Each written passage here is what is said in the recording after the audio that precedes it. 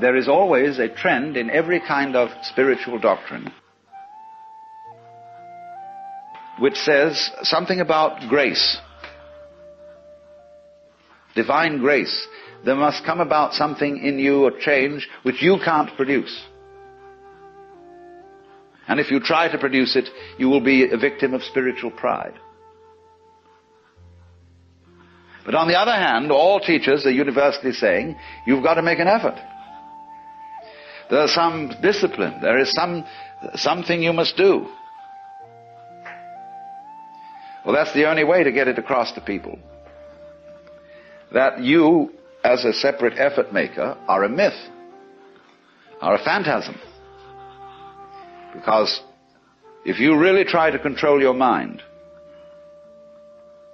and only think the thoughts that you think are good thoughts to think, you will find that you're going round in a circle. Krishnamurti is awfully good at pointing this out.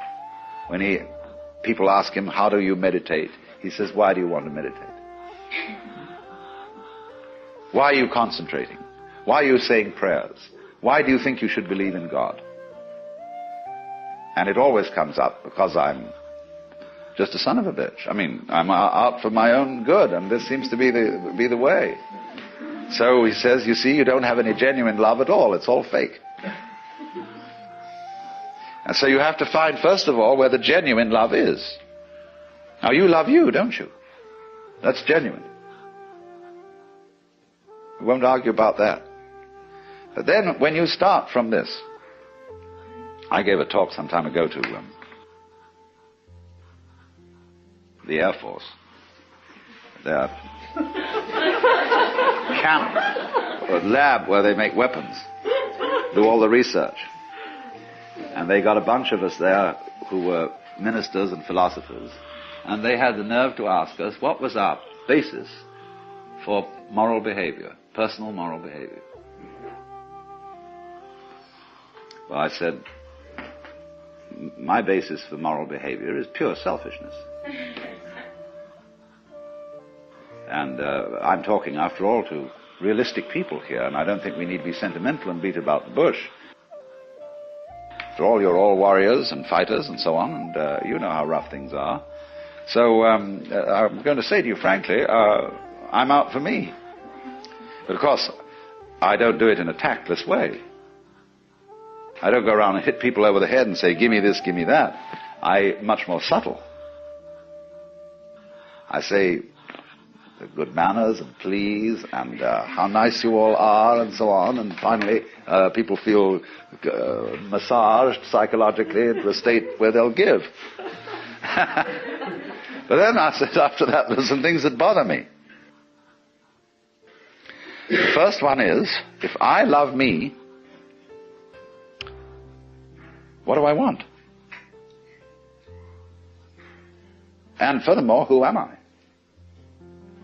Because if I'm going to be realistic about getting what I want, I've got to be pretty sure what it is that's me and what is the state of desire in me. If I am desire, see, if I am a center of desire, what's it all for? Well, I think of all the things I want. Well, it so turns out that none of them are me. When I say I want dinner, that doesn't mean I'm going to eat me up. If any pleasure I can think of is the enjoyment of something that I hadn't thought of defining as myself. Because I like my sensations. I like what happens to my body when I take a fine wine and down it. But then what's the difference between my body and the wine? If I say I like the wine, I also mean I like me and the wine together. The mixture. But then I don't eat you or a friend or a lover in the same way as I drink wine. I live in association and like this. But then I'm loving things that aren't formally supposed to be me. And as I go into it, in other words, as I investigate what I mean by me, I find that I can't put any limits on it.